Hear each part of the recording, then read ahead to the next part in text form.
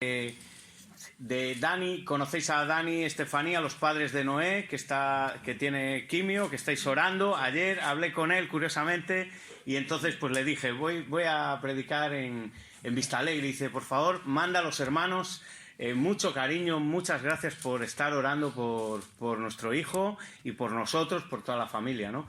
Así que lo primero, que no se me olvide, esos saludos cariñosos de Dani y Estefanía, por orar por ellos. También traigo saludos de mi iglesia, la Iglesia Bautista Puerto Seguro en Cartagena, ¿vale? Que hemos abierto una obra nueva en Torreciega, así que traigo los saludos de toda la iglesia. Y encantados de cuando queráis venir a vernos, esa es vuestra casa también. La gloria de Cristo. Acompañarme Marcos 9, versículos 2 al 13, es lo que vamos a estar viendo, la gloria de Cristo en esta mañana. Vamos a meditar en algo maravilloso. Freddy nos comentaba el domingo pasado, ¿se puede comparar algo aquí en la tierra con la gloria de Dios, con el reino de Dios? ¿Verdad? Nos hacía esa pregunta, ¿no? Hablando de que tenemos que negarnos, tomar la cruz y seguirle. Pero ¿cómo podemos hacer eso? Pues hoy vamos a ver a ese Cristo de gloria, y espero que el Señor, y mi oración durante este tiempo preparando este mensaje, es que el Señor me ayude a poder transmitir la grandiosidad del texto que nos toca hoy. Es un texto precioso y maravilloso que nos debe llenar de esperanza, sobre todo, como creyentes. Es difícil de expresar, pero es un texto espectacular, grandioso y precioso, como os decía. Vamos a poner este tiempo en las manos del Señor. Sí, Padre, gracias por tu palabra, Señor. Gracias porque hoy nos quieres hablar a la iglesia, a todos nosotros, Señor, y te quiero pedir que me ayudes, que sea fiel al texto, que tú, a través de tu Espíritu Santo, uses tu palabra, como siempre, para retocar lo que necesitemos en nuestros corazones, para tomar decisiones en nuestra vida, para personalmente y como iglesia, Señor, tomar nuestra cruz y seguirte con alegría. En el nombre de Jesús te lo pedimos. Amén. Una de las doctrinas cristianas más importantes es la encarnación, ¿verdad? La conocemos. Dios se hace hombre en Cristo y es 100% hombre y 100% Dios. Su humanidad no limita su divinidad. Y por contra, el que sea un hombre no le hace ser un Superman todopoderoso, no con poderes extraños, sino que él se acoge a su humanidad. Él nació, y esa encarnación tiene que ver con venir al mundo, a nacer como un bebé, a crecer. Él tuvo sed, él tuvo hambre, él lloró, él se alegró, él se compadeció, él tuvo sentimientos, él vivió como tú y como yo, pero siendo Dios. Es un gran misterio, pero es una realidad fundamental en nuestra fe cristiana. Así que hoy vamos a ver cómo durante todo Marcos él estuvo encerrado en ese cuerpo, y hoy vamos a ver que nos va a demostrar algo de su gloria. Hoy vamos a ver esa divinidad de Cristo resplandeciendo en todos nosotros. Así que acompañarme, el versículo 2 dice que 6 días después, ¿6 días después de qué? Bueno, lo que había pasado en el capítulo 8, por recordar así puntualmente y entrar en el contexto, es que dos cosas importantes, ¿no? Las últimas del capítulo 8. En el 8:29, ¿quién decís vosotros que yo soy, no? ¿Quién dice la gente que yo soy, no? ¿Qué dicen los hombres que yo soy? Juan el Bautista, profetas. Y ahí Pedro afirma, tú eres el Cristo. Tú eres ese Mesías que iba a venir, prometido, cumpliendo toda la profecía para venir a salvarnos de nuestra opresión. Y también Jesús en el 8:31 le dice que es necesario que Él tenga que morir y 3 días resucitar. Claro, ellos no entendían el alcance de la redención, como nos decía Freddy, y estamos viendo en todo el Evangelio, ¿verdad? Hay una comprensión de una redención tan amplia y de una necesidad de la cruz del Calvario que ellos no comprendían. Claro, nosotros con la historia ya hecha, ya sabemos, pero tenemos que meternos en ese contexto. Así que es natural que los discípulos no quisieran que Jesús muriera, que Él cogiera su gloria, pero sin la cruz. Pero eso no es posible. Y nos hablaba este texto de que el creyente, como creyentes, debemos negarnos a nosotros mismos, negar nuestra voluntad, que no es vivir reprimidos, sino que tiene que ver con amar la voluntad de Dios primero. En que yo no soy el primero, sino es Cristo el primero en mi vida y luego yo. Pero yo voy con Él. Es en alegría, en amor, no es un sufrimiento el negarnos a nosotros mismos. Sí tiene que ver con dejar ciertas cosas, ¿vale? Pero lo hacemos por amor, por fidelidad a Él, ¿no? Así que el tomar esa cruz, que tiene que ver con una entrega total de nuestras áreas, de todas las áreas, y el Señor nos pide lo mismo que Él hizo también, y seguirle, ir por su camino. Y luego termina antes de diciendo, el que pierda su vida, versículo 35, 8:35, por Cristo la ganará. El que se entregue total, el que pierda su vida, el que la entregue en manos de Cristo, ese la ganará. Pero el que quiera salvar su vida, el que quiera seguir su camino, el que quiera decir yo me voy a salvar por mí mismo, ese la perderá. Y en el versículo 1 del capítulo 9, 9:1, dice que algunos van a contemplar el reino de Dios con poder. Esto es una escena, la transfiguración que vamos hoy, la gloria de Cristo, es una escena que aparece en los 3 evangelios sinópticos, Mateo, Marcos y Lucas. Y siempre que aparece en los 3 evangelios es un evento, todo es importante, entenderme, pero es un evento en el que los evangelistas y el Espíritu Santo dice, quiero dar las 3 perspectivas conjuntas en ese evento.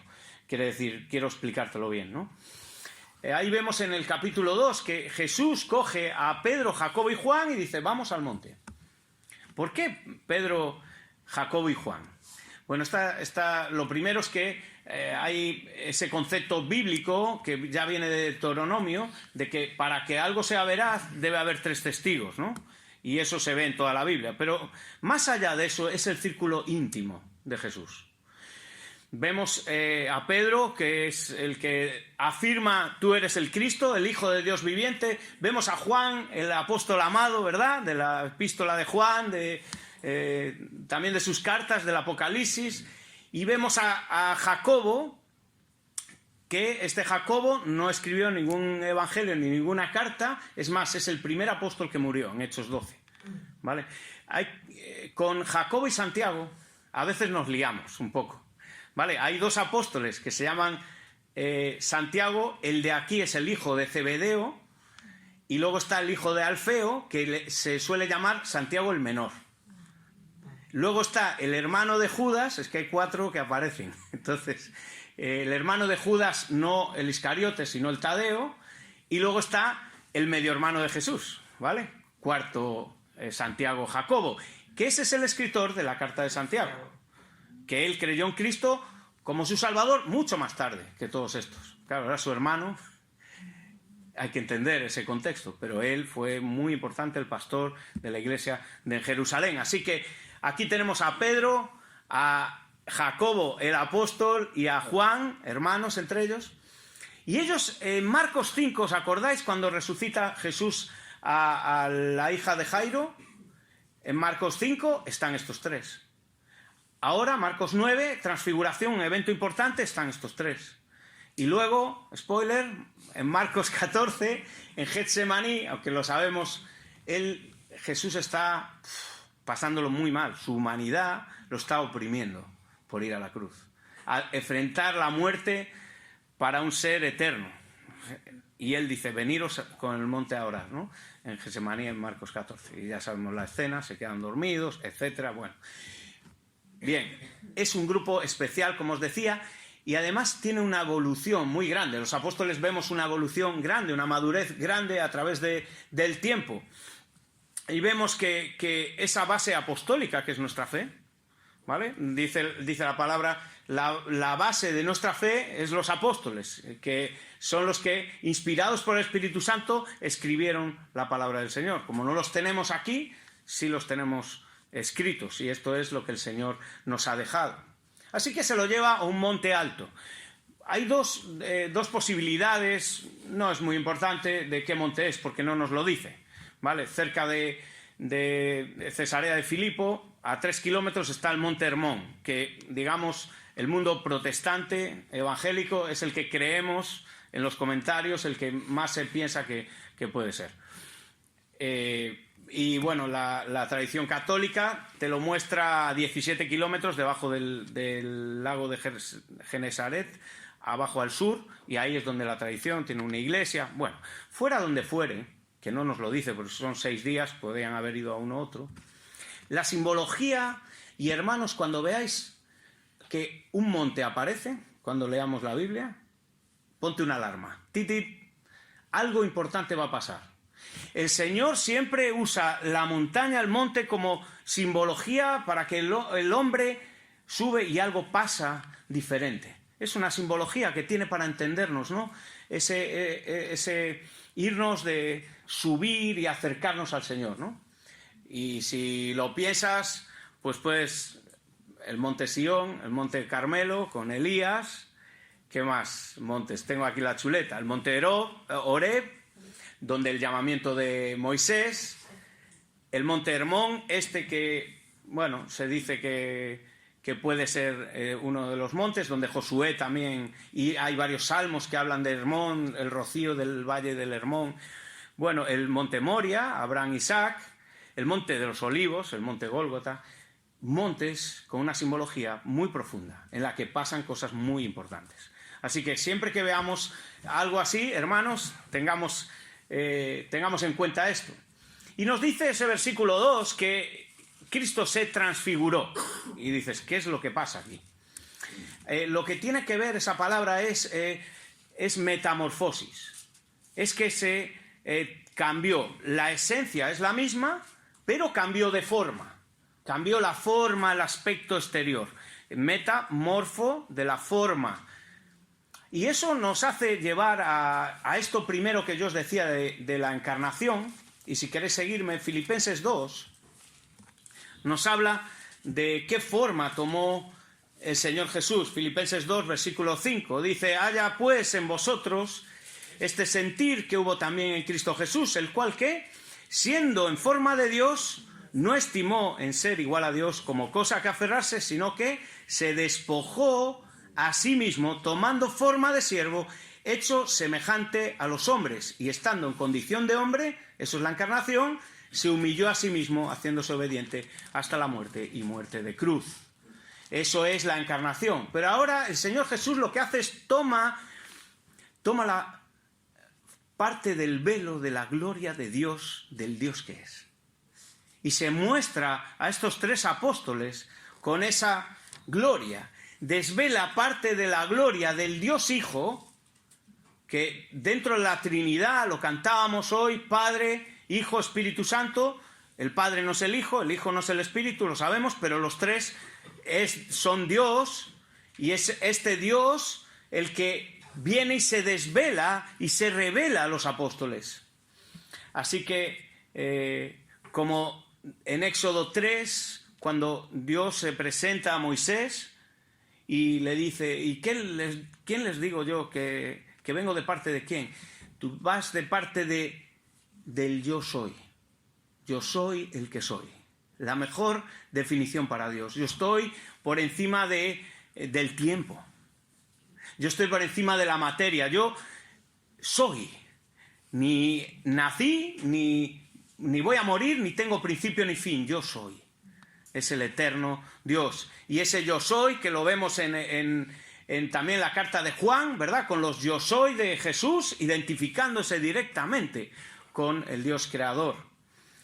Así que esto es un tráiler, la transfiguración, por así decirlo, de la segunda venida. Que además vais a empezar el sábado con este tema, y os animo a que vayáis al estudio bíblico, porque vais a hablar del día del Señor, de la segunda venida. Y el pasaje que hoy vemos y estamos viendo es que Jesús toma la apariencia divina del Señor. Y fijaros lo que pasa, qué efecto tiene. Versículo 3, y sus vestidos se volvieron resplandecientes. Y claro, Marcos, que es íntimo de Pedro, y claro, mucho todo está inspirado por el Espíritu Santo, pero usando a Pedro también en esta epístola, en este evangelio, perdón. En este evangelio, Marcos también escucha y recibe la inspiración a través también del apóstol Pedro, que eran íntimos. Y claro, Marcos no estaba ahí. Entonces, ¿quién se lo pudo explicar, aparte de que el Espíritu Santo se lo reveló? Posiblemente Pedro. Y dice, vestidos se volvieron resplandecientes, muy blancos. Dice, ¿pero blancos cómo? Porque a veces hay esto, ¿no? De decir, oye, esta cazadora es de piel. Dice, sí, es de piel. Pero piel, y dice, piel. Y ya, ¿no? Como decir, yo ya no sé expresar. Dice, blanco, más blanco como la nieve. Como tanto que ningún lavador de la tierra puede hacerlo tan blanco. No sé cómo explicártelo, es resplandeciente. Es blanco, puro, perfecto. El Señor Jesús estaba resplandeciendo su gloria a estos apóstoles. Y ellos estaban alucinados, y lo dicen los evangelios, ellos estaban sorprendidos, atemorizados, en Mateo. ¿Pero por qué? Porque ellos no podían comprender la gran gloria del Señor Jesús. Y Cristo hace lo mismo que lo que le pasaba, ellos recordarían a Moisés en Éxodo 34, cuando él baja, ¿verdad?, del monte, y la gente dice, ¿pero qué le pasa en la cara a Moisés? Estaba resplandeciente, porque había estado con el Señor y bajaba con las tablas de la ley. Ellos tienen claro que la presencia del Señor, la Sequiná, esa presencia del Señor, esa iluminación gloriosa del Señor, esa luz perfecta, blanca, donde no hay oscuridad, donde no hay tinieblas, donde es la perfección absoluta. Ese resplandor que dice Hebreos 1 es el resplandor, Jesús es el resplandor de su gloria, la imagen misma de la sustancia de Dios, nos dice el autor de Hebreos. Y Cristo lo que hace es expresar a sus apóstoles que Él es Dios y se les está transfigurando para darle esa imagen. Ahora veremos por qué, a qué propósito, ir pensando. Juan nos habla en su evangelio, nos dice, y Cristo es la luz verdadera. Juan habla mucho, ¿verdad?, de Cristo como luz. Y dice, y vimos su gloria como del unigénito Hijo de Dios, lleno de gracia y verdad. Juan está expresando lo que estaba viendo ahí. Y Pedro también lo cuenta en segunda de Pedro, que ahora lo vamos a leer. Esa gloria y majestad solamente es atribuible a Dios. Gloria y majestad no la lleva ningún hombre, ninguna criatura, solamente Dios. Y Cristo se está presentando como el Dios a los apóstoles, como diciendo, yo soy Dios, el Dios encarnado que vengo en gloria, y esta es mi gloria. Y no solo eso, ¿cuál es el propósito de esto? Llega Jesús al monte. ¿Por qué Jesús se transfigura? ¿Qué es lo que quiere transmitir? Él lo que quiere es confirmar, afianzar todo lo que había pasado y toda la enseñanza que le estaba dando, que ellos apenas comprendían, y lo que quería era afirmar la fe de los apóstoles. Y quiere afirmar tu fe en esta mañana. Quiere que este evento, que además él dice, no lo contéis todavía hasta que resucite, quede hasta hoy, para que hoy veamos la gloria de Cristo. ¿Con qué propósito? Con el propósito de adorarle en nuestras vidas. De esperarle, de saber quién es, de adorarle. ¿Por qué? Porque sabemos quién es, sabemos sus atributos, sabemos que es el Dios eterno, inmutable. Así que luego ellos iban a comprender esta escena, y lo vamos a ver. Ellos iban a comprender esta transfiguración, ellos iban a comprender que Cristo es Dios. Así que Moisés, versículo 4, vienen Moisés y Elías y entran en escena. aparecieron Elías y Moisés, que hablaban con Jesús. Así que esto es importante. ¿Por qué no vino David y Salomón? O vino Job. Podría haber venido alguna otra persona que se apareció además en forma visible, porque ellos y los evangelios nos cuentan que los vieron como personas, los vieron y los reconocieron como personas. O sea que ellos vieron a estas personas en su cuerpo. Ahora, esto es importante porque Moisés representa la Torá, representa la ley, y Elías representa los profetas. ¿Y qué es lo que pasa con el Antiguo Testamento? El Antiguo Testamento es tan importante como el Nuevo. Pero ¿qué es lo que le pasa al Antiguo Testamento? Que apunta a Cristo. Todo el Antiguo Testamento, hermanos, apunta a Cristo. Sin Cristo, el Antiguo Testamento, ya podéis ver a los judíos. Están vacíos. No han comprendido todavía. Aunque el Señor está haciendo muchísimo, hago un apunte entre el mundo judío que están convirtiéndose a Cristo, ¿eh? Porque es que las profecías, ellos conocen el Antiguo Testamento. Lo que pasa es que lo tapan porque no quieren creer. Pero está habiendo un avivamiento. Y en el mundo árabe también. En el mundo árabe igual. Porque fijaros, es Jesús el punto central. Fijaros en esto. Los judíos tienen una imagen de Cristo diferente. Los islámicos, 500 años después de Jesús, tienen otro Jesús diferente. Pero Jesús siempre está presente. ¿Lo veis? Y nosotros tenemos al Cristo de la gloria. Gracias al Señor. Y nosotros podemos casar este nuevo Antiguo Testamento y ver a este Jesús en la gloria, en nuestras vidas. Y cuando Él resucita y va en el camino de Emaús, dice, ay, insensatos, no sé cómo dice, tardos de corazón, creo recordar, y dice, es que no habéis entendido. Y entonces, ¿qué hizo? Desde la ley y los profetas les hablaba todo lo que las Escrituras hablaban de Él. Eso lo hacía Jesús. Dice, pero mira, ¿ves esto? Esto está hablando de mí, a los apóstoles. El último libro de la Biblia es Malaquías, acompañarme a Malaquías. Que aquí, esta es la Biblia que tenían los apóstoles. No estaba el Nuevo Testamento. ¿Vale? Después iba a haber la Didache, etcétera, eso es otro tema, ¿no? Y otra serie de cuestiones hasta que el Señor formó la Biblia como la conocemos. Así que, ¿cómo termina el Antiguo Testamento? Termina en Malaquías, capítulo 4, y luego hay más de 400 años de silencio, hasta que viene el Señor. Bueno, fijaros, Malaquías 4, que dice, acordaos de la ley de Moisés, mi siervo, al cual encargué en Horeb ordenanzas y leyes para todo Israel. 5, he aquí yo os envío al profeta Elías antes de que venga el día de Jehová. La segunda venida está hablando, ¿eh? Grande y terrible. ¿Lo veis? Moisés y Elías. ¿Lo estáis viendo? Esto es lo que tenían ellos, Malaquías.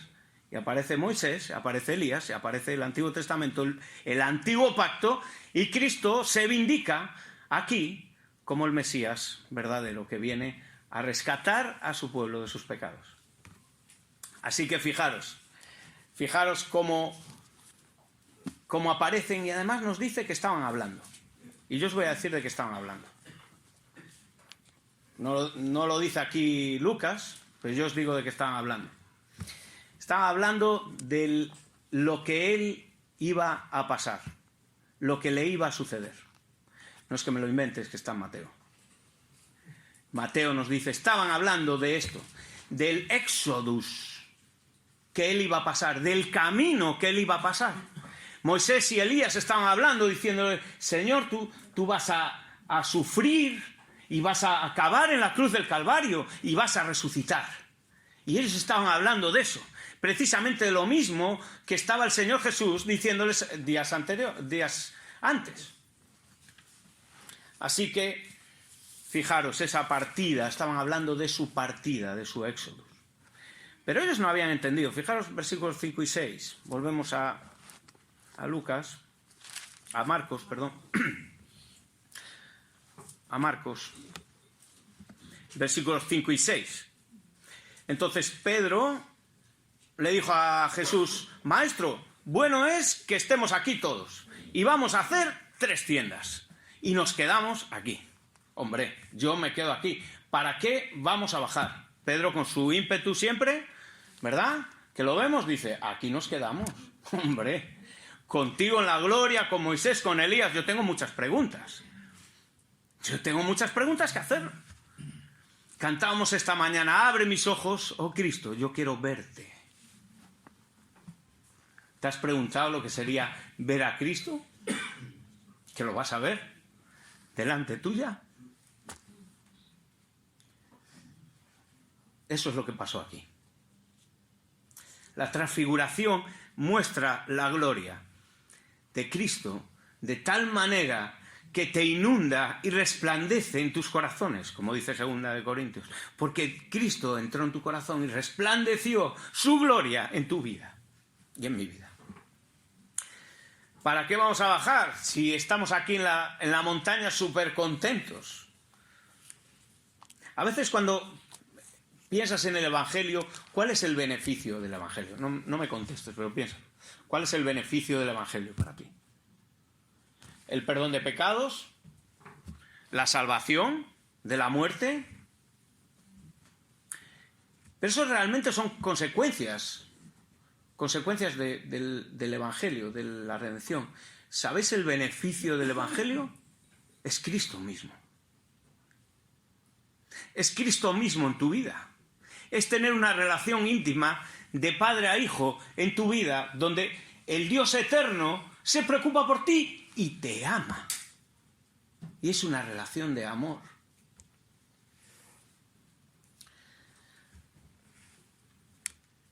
No importa el monte por el que pases, no importa las circunstancias por las que estés, ni las pruebas en las que estés, queridos hermanos, no importa. La verdadera gloria es estar con Cristo. No sustituyas a nada por Cristo. Y lo hacemos. Igual que los apóstoles. Yo me quiero quedar aquí estamos fenomenal, pero mañana ¿qué? Volvemos a la rutina. Y volvemos con nuestras cosas. Y no sustituyas la gloria de Cristo. Quédate con este monte. Cristo se transfiguró para que hoy estemos hablando de esto. Hoy. Para que tengas clara la gloria de Cristo. Ojo, que Él es Dios. El Dios eterno es tu Padre, pero es Dios eterno. Confía en Él. Y fíjate lo que dice en el versículo 7, qué es lo que pasa.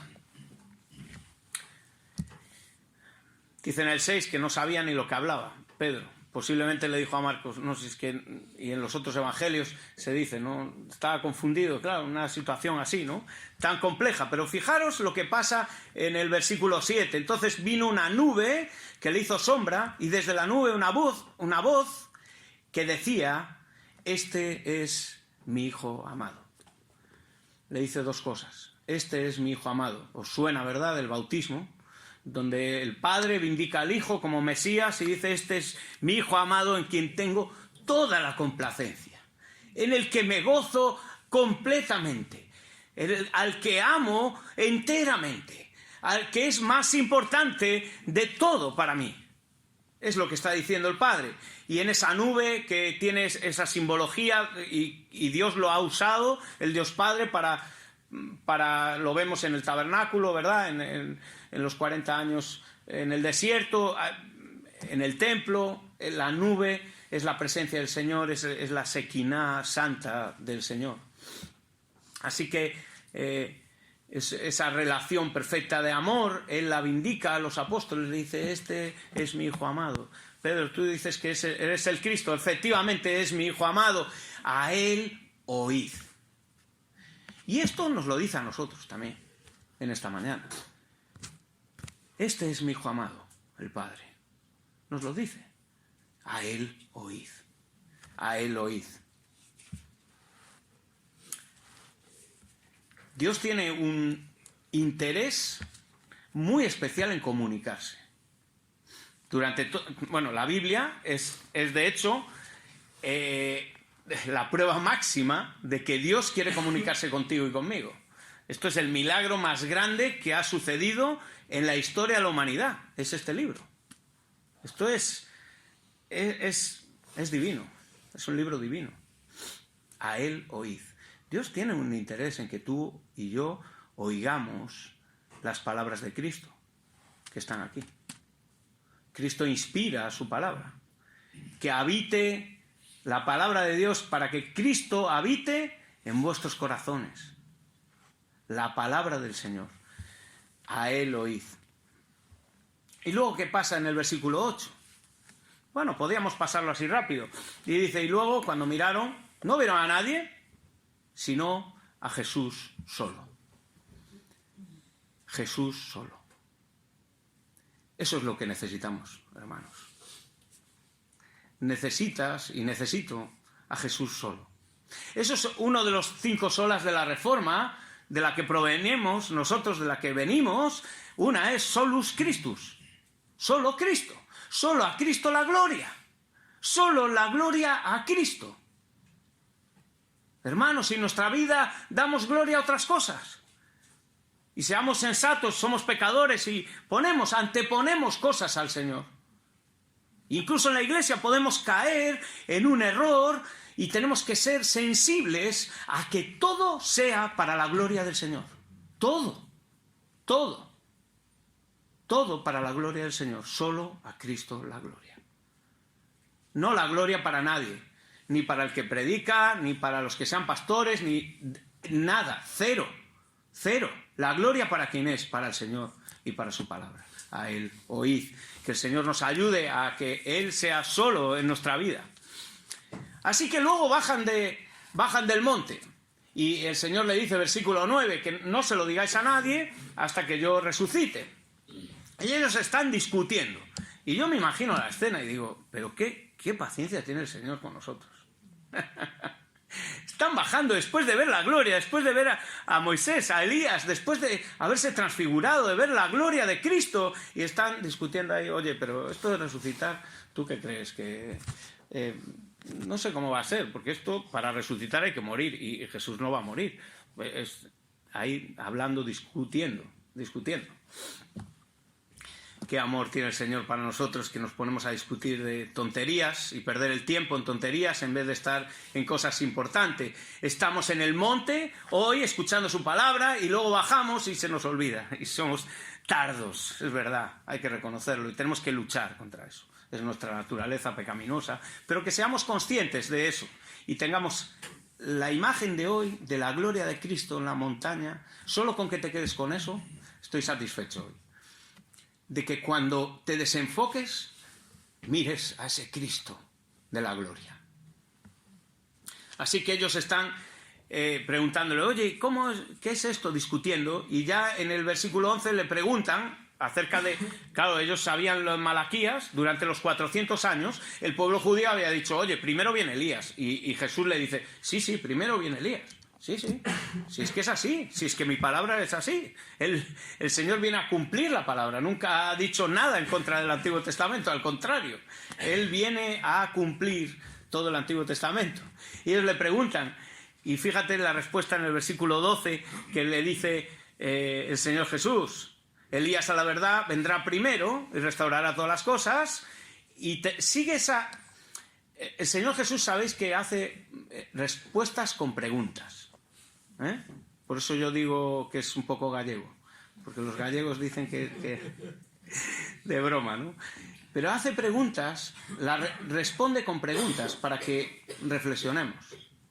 Nos conoce muy bien, es nuestro creador, entonces sabe cómo hacer para que nosotros cuando leamos esto penetre, además del Espíritu Santo, en nuestras mentes, en nuestro corazón, ¿no? Y en el versículo 13, él ya le dice, pero sí, Elías iba a venir, pero mira, el versículo 13, pues que ya vino, hicisteis con él lo que quisisteis. Y Juan el Bautista, en Juan 1, ¿qué es lo que dice? Yo soy la luz que clama en el desierto.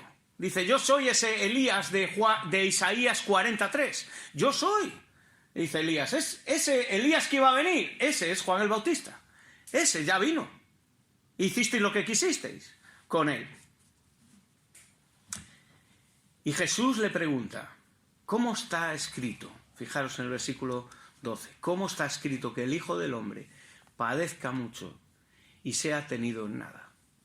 el Antiguo Testamento tenemos tantas referencias al padecimiento del Mesías, pero se había desvirtuado tanto el pueblo judío buscando un Mesías fuerte, poderoso, político, militar, etcétera, etcétera, que habían olvidado ya la palabra del Señor.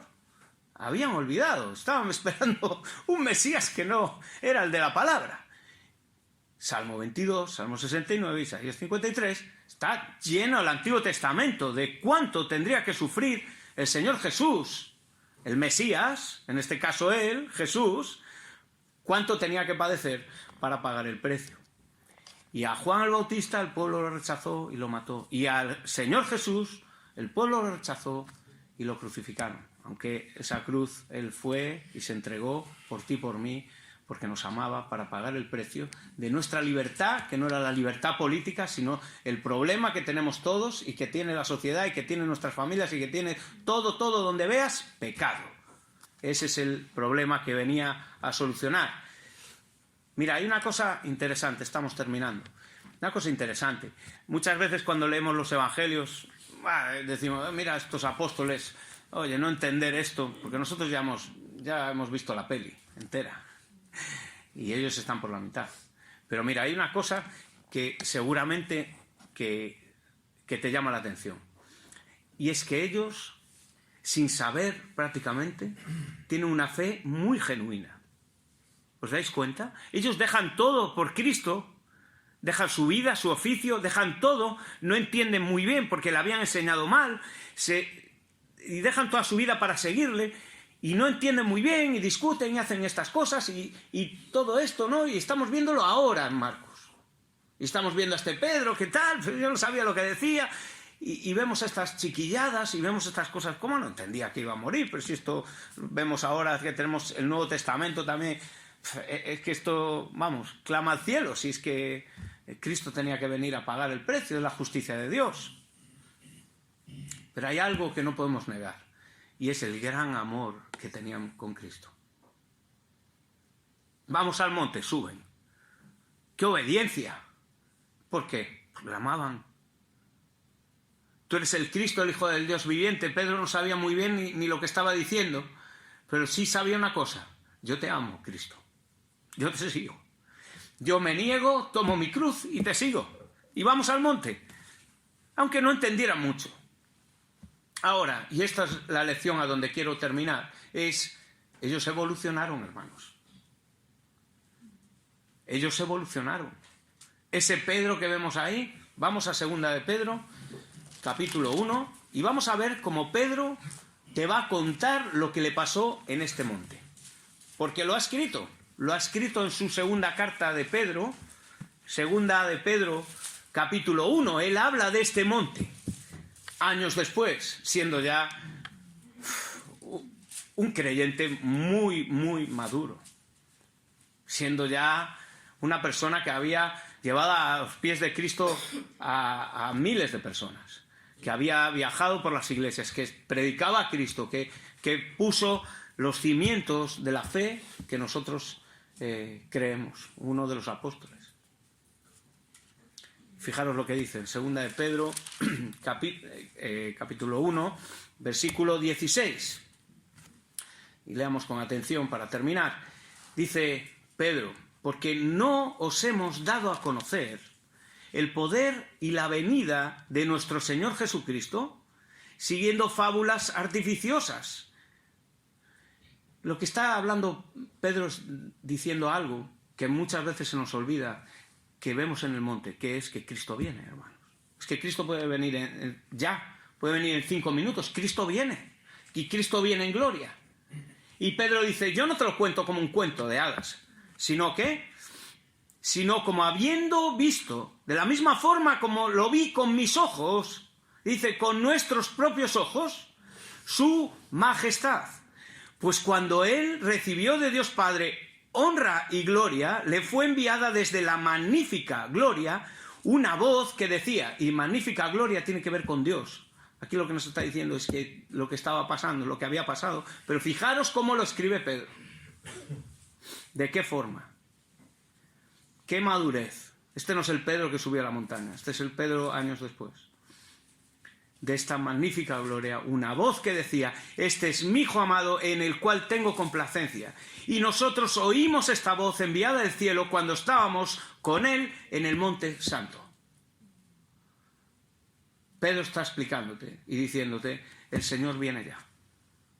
Y no te lo cuento de fábulas, porque yo lo he visto. Y no solo eso, sino que fijaros en el versículo siguiente, en el 19. A él oíd. Este es mi Hijo amado, a él oíd. Tenemos también la palabra profética más segura. Tenemos la palabra del Señor donde está Cristo mismo hablándote a tu vida y a la mía. A él oíd. Dios resplandeció en nuestros corazones, como dice 2 Corintios Pablo, para el conocimiento de la gloria de Dios en la faz de Jesucristo. Para el conocimiento de la gloria de Dios en el rostro, en la imagen de Cristo.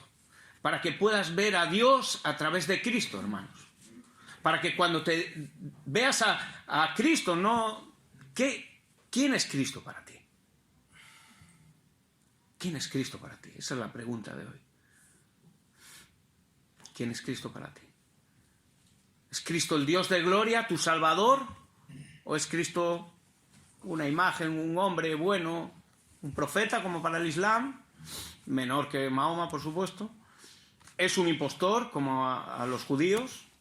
Bueno, un mini profeta que vino. No se atreven a decirte que lo que dijo no era bueno ni estaba acorde con la ley ni con los profetas. Entonces dicen mini profeta, pero rechazado por ellos, claro. Porque Cristo iba en contra de la religión. ¿Quién es Cristo para ti? Cristo para nosotros es la gloria. Es el todo, hermanos. Y ese es mi deseo, que el Señor nos ayude, cuando no veamos bien, a apuntar al monte y ver la gloria de Cristo.